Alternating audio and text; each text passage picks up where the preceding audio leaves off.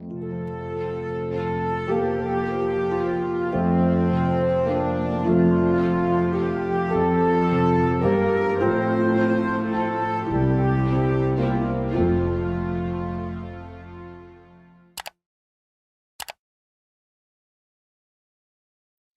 tal, mis queridos hermanos? Bienvenidos a un nuevo video de esta serie de Ministerio Séptimo Milenio, titulada El deseado de todas las gentes a la luz de la doctrina de Dios. Estamos entrando en la recta final de este gran libro, El deseado de todas las gentes, escrito por Elena G. de White, en los momentos cúlmines de la vida de Jesús. Y seguimos viendo que en cada uno de los capítulos encontramos mucha información acerca del conocimiento del verdadero Dios y de su Hijo Jesucristo. Les invito que me puedan acompañar al repaso y a las citas que hemos subrayado del capítulo número 69, titulado En el Monte de las Olivas. En el último capítulo habíamos visto cómo Jesús le decía al pueblo judío: tu casa les es dejada desierta. Y este capítulo retoma, ¿no es cierto?, con esa frase, y habla de que, bueno, algunos mostraban indiferencia, pero en la mayoría, incluso en sus propios discípulos, en los discípulos de Jesús, había generado un cierto miedo, ¿no es cierto?, una cierta angustia, o no terminaban de entender a qué se refería. Entonces, cuando Jesús salía, los mismos fariseos le mostraron o le hicieron ver o dirigir su mirada hacia el gran templo, hacia sus paredes, sus columnas, hacia la muralla, y le decían: ¿por qué decís la casa es dejada desierta? ¿A vos te parece que esto puede ser destruido? Mirá los mármoles blancos, perfectos, puros. Mirá esa muralla que parecería haber sido sacada entera de una cantera, que ni el ejército de Nabucodonosor pudo con este sector de la muralla. ¿A vos te parece que esto puede llegar a ser destruido? Como que lo hubiesen preguntado, ¿no es cierto?, en tono jocoso. Sin embargo, Cristo miró lo magnífico del lugar y dijo: llegará el día en que no será dejada aquí piedra sobre piedra que no sea destruida. Jesús dijo esto frente a bastante gente, hacia todos los que estaban presentes, pero luego se retiró hacia el Monte de los Olivos y allí estaba solo, y Pedro, Juan, Santiago y Andrés vinieron a él y le hicieron una pregunta muy famosa, ¿no es cierto?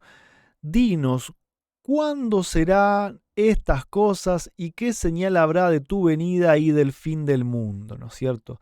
Mateo 24 y también capítulos similares de los otros evangelios.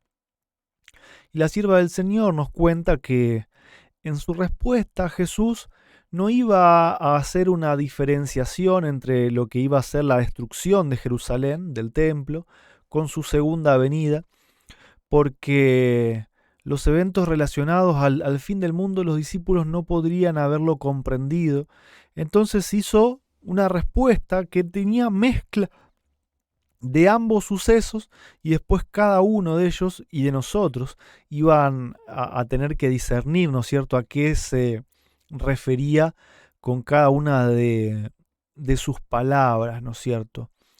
Y algunas cuestiones también van a ser similares, como sucedió en la destrucción de Jerusalén, así también va a suceder en los últimos días, ¿no es cierto? Por eso es que este discurso no solamente aplica a la realidad de sus discípulos, sino a todos nosotros que vamos a vivir hasta el fin de la tierra, ¿no es cierto?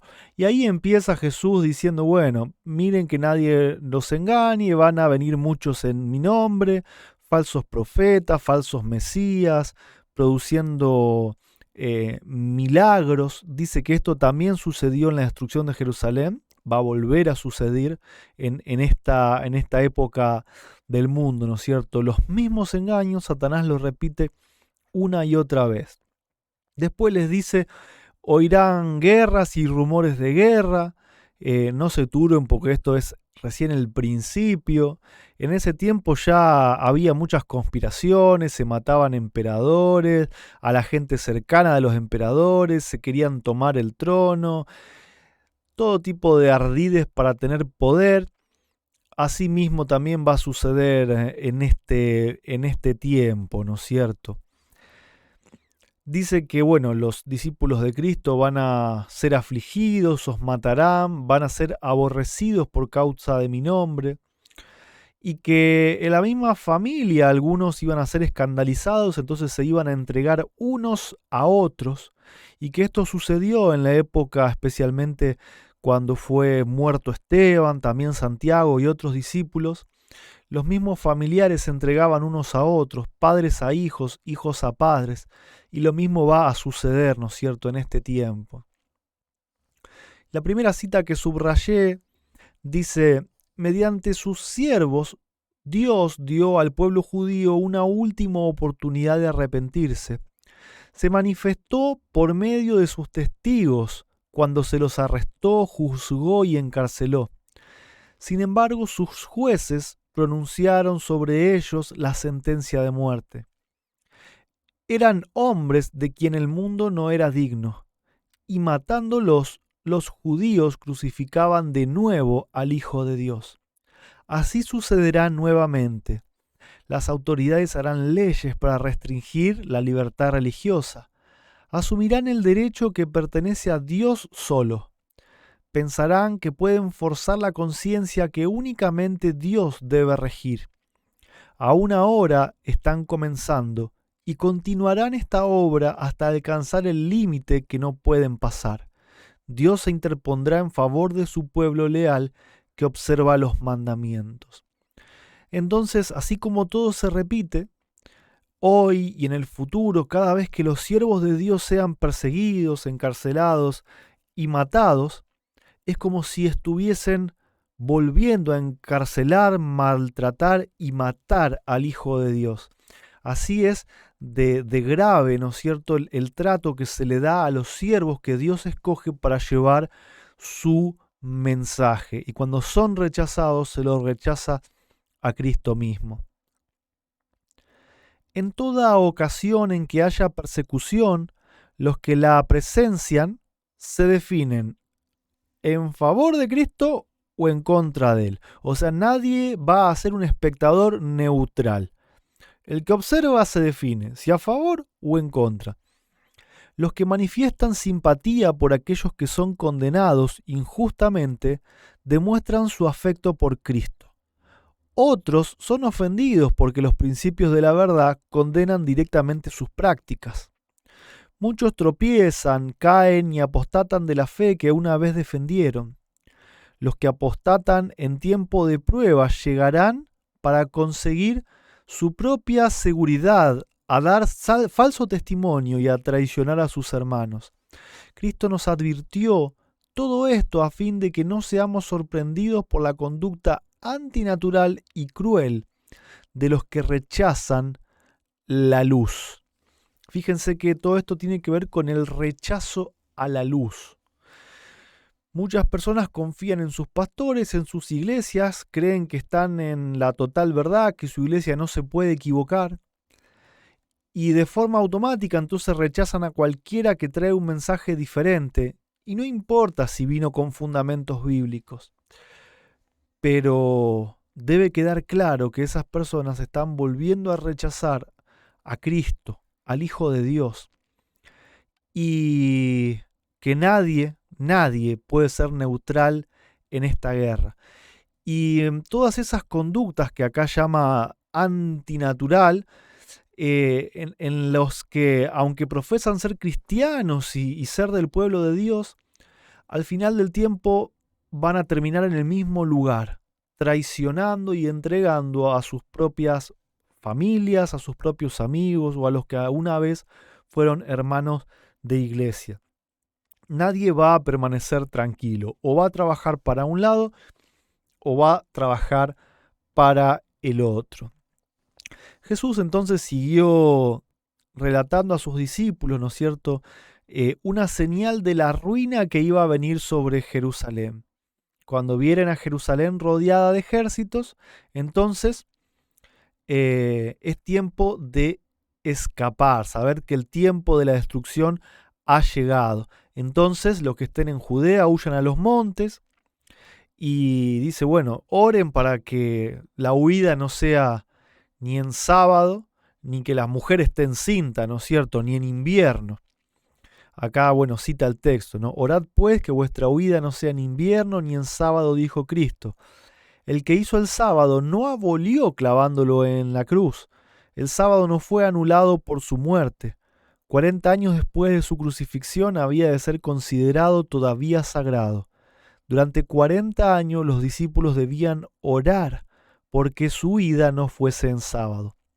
De la destrucción de Jerusalén, Cristo pasó rápidamente al acontecimiento mayor, el último eslabón de la cadena de la historia de esta tierra, la venida del Hijo de Dios en majestad y gloria. Tenemos entonces acá menciones nuevamente a que Jesús es Hijo de Dios y menciones hacia la ley de Dios que muchos creen que fue abolida, especialmente el sábado, que en realidad no lo es, ¿sí? Y las palabras de Cristo hablaban a futuro, incluso después de su muerte y de su resurrección, que en su muerte es cuando muchos dicen que la ley fue abolida, ¿no es cierto? Vemos que Jesús en su discurso futuro ya está dando esa teoría, la está dando por tierra. Siguió diciendo entonces Jesús, tratando de resumir porque los discípulos no iban a poder entender, porque tal era la magnitud de los problemas y de la fricción y de la violencia, que lo resumió en: habrá entonces grande aflicción, cual no hubo desde el principio del mundo hasta ahora, ni será. Así se los resumió, ¿no es cierto? Porque no podían llegar a comprender lo que iba a suceder en esos 1260 años de persecución y de supremacía del papado, matando, ¿no es cierto?, en esta santa inquisición al verdadero pueblo de Dios. 1260 años que por misericordia de Dios hacia su pueblo terminó siendo acortada no la profecía, sino el tiempo de persecución y muerte, algunos años antes de que se cumplieran los 1260 años, ¿no es cierto? Otra de las señales que Jesús les dijo es: si alguno dijeren allí está Cristo, o allá está, o apareció en el desierto, no le crean, porque la venida del Hijo de Dios será como el relámpago que sale del oriente y va al occidente, ¿sí? Entonces, si dicen que Cristo está en tal lugar, no le crean, porque todo el mundo lo va a poder ver.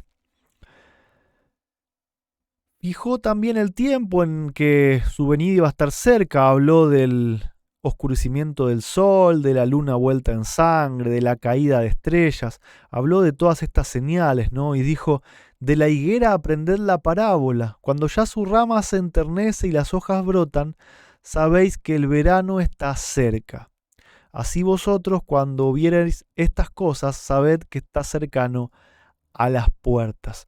Y esta parábola con la higuera no falló. Yo tengo una higuera acá en casa y hace muy poquito la higuera estaba pelada, era como un esqueleto de ramas peladas. Y ahora estamos ya en octubre, estamos llegando hacia fin de octubre, y la higuera de repente floreció, o sea, sus hojas está completamente verde, todavía no tiene fruto, pero eso indica que estamos, al menos en primavera, llegando al verano, y en el verano va a estar repleta de higos. Entonces, esta parábola de Jesús no falla. Vimos ya las señales de las estrellas, la luna, el sol, vimos muchas guerras, rumores de guerras, falsos cristos. Por eso sabemos que la venida de Cristo no está lejos, que está completamente cercana a nosotros, ¿no? Cristo va a venir en las nubes y con grande gloria. Eso es una seguridad, ¿no es cierto? Le acompañará una multitud de ángeles resplandecientes. Vendrá para resucitar a los muertos y para transformar a los santos vivos de gloria en gloria. Vendrá para honrar a los que amaron y guardaron sus mandamientos y para llevarlos consigo. ¿Por qué subrayé esta cita y de rojo? Porque tiene que ver con la ley de Dios. Porque no solamente se trata de los 10 mandamientos, se trata de toda la ley de Dios. Dios viene a buscar a los que honraron y honrarán por siempre su ley, ¿sí? Por más que nos digamos cristianos, adventistas o lo que sea, pero damos por abolida más de la mitad de la ley de Dios, Dios no va a venir por nosotros si estamos en esa postura, ¿no es cierto? Cuando vieren las señales, sabed que su redención está cerca. Siguió diciendo Jesús, ¿no es cierto? Y sigue comparando, dice que va a ser como en los días de Noé, ¿no es cierto? Cuando el pensamiento de los hombres iba de continuo al mal. No había una sola idea, un solo pensamiento o un solo sentimiento de los hombres que fuera para el bien. Todo lo que a uno se le ocurría, sentía o quería hacer era para mal, era para pecado, era violencia. Y dice que en el último tiempo va a ser exactamente igual. Los transgresores de la ley de Dios están llenando la tierra de maldad. Hay mucha codicia, diversión, libertinaje. Estamos viviendo en un egoísmo tremendo donde el amor de muchos ya se ha enfriado, ¿no es cierto? Por haberse multiplicado la maldad, el amor de muchos se enfriará. Pero el que perseverare hasta el fin será salvo. Y bueno, sigue diciendo que hay obviamente una contraparte en esta generación de maldad. Hay personas, como escribió Pablo, ¿no es cierto?, que van a ser llamadas por Dios a predicar el Evangelio a todo el mundo en esa generación. El Evangelio va a ser predicado a todo el mundo. Así como los discípulos, como Pablo mismo, viajaron por todo el mundo conocido llevando el Evangelio, en este tiempo va a pasar lo mismo. No dice que todos se van a convertir, pero sí dice que todos van a tener la posibilidad de conocer y tomar una decisión. Nos habla también de que nosotros podemos saber cuándo la venida está cerca, pero que esa espera no tiene que ser en la inacción, sino que todo lo contrario, tendríamos que actuar como si estuviésemos apresurando la venida de Cristo, predicando el Evangelio a todas las personas posibles. Y acá señalé otra cita que dice: después que hubo indicado las señales de su venida, Cristo dijo: cuando viereis hacerse estas cosas, conoced que está cerca a las puertas. Mirad, velad y orad. Dios advirtió siempre a los hombres los juicios que iban a caer sobre ellos.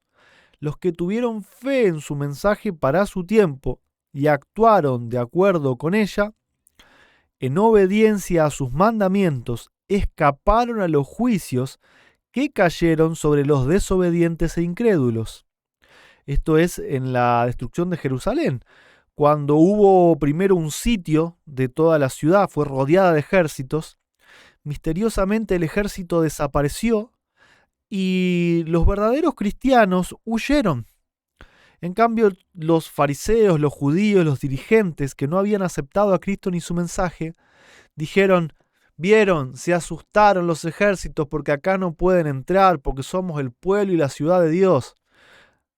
A los meses o poquitos años, el ejército volvió, el ejército romano, y terminó destruyendo, matando absolutamente a todos y destruyendo lo que fue el templo, las murallas, todo como había dicho Cristo. No quedó piedra sobre piedra. La cita, señalada, sigue diciendo, ¿no es cierto?, como a Noé también fueron dirigidas estas palabras: entra tú y toda tu casa en el arca, porque a ti he visto justo delante de mí. Noé obedeció y se salvó. ¿Se acuerdan cuando a todo el mundo se le había dicho que las puertas estaban abiertas y se reían y cuando la puerta se cerró todavía hubo unos días sin lluvia, donde todos se burlaban, pero cuando empezó a llover y a inundarse, ahí fue la desesperación, ¿no es cierto? Dios avisa sus juicios. A Lot se puso bajo la custodia de mensajeros celestiales también, cuando le avisaron: huí y no mires para atrás. Salí de este lugar porque Jehová va a destruir la ciudad. Y Lot se salvó, ¿sí? Así también, como dijimos antes, los que se salvaron en la destrucción de Jerusalén. Pero así también ahora hemos sido advertidos acerca de la segunda venida de Cristo y la destrucción que ha de sobrecoger al mundo. Los que presten atención a la advertencia se salvarán. Y la Biblia habla muy claramente de una tal abominación desoladora, ¿sí? Que cuando veamos esta abominación desoladora, que va a ser como el sitio de los ejércitos, ahí tenemos que huir, ¿no es cierto? Y sabemos que esto tiene que ver con las autoridades yendo en contra de la ley de Dios. Cuando esas primeras señales se vean, ya tenemos que estar totalmente fuera de las ciudades. Tenemos entonces también dos tipos de siervo que menciona Cristo, ¿no es cierto? Siervos como Enoc, Noé, Abraham y Moisés, que cada uno declaró la verdad para su tiempo. Así ahora también va a haber siervos que lo hagan. Y también están los otros que dicen: mi Señor se tarda en venir, se empieza a pelear con sus amigos, a comer, a beber, a emborracharse. Y dice que para esas personas la venida del Señor Jesús va a ser como ladrón en la noche. Pero no así para los que velan y oran. No va a ser como ladrón en la noche para los verdaderos siervos de Dios. Si no velares, vendré a ti como ladrón y no sabrás en qué hora vendré a ti. Ahora, lo contrario. Si velares, no vendré a ti como ladrón y sabrás en qué hora vendré a ti. ¿Sí? El advenimiento de Cristo va a sorprender a los falsos maestros que están hablando de paz y seguridad, así como también sorprendió a los sacerdotes y doctores de la ley cuando hablaban de que la seguridad de Jerusalén era total, de que nunca nadie iba a poder destruirlas. Pero ¿qué dice la palabra?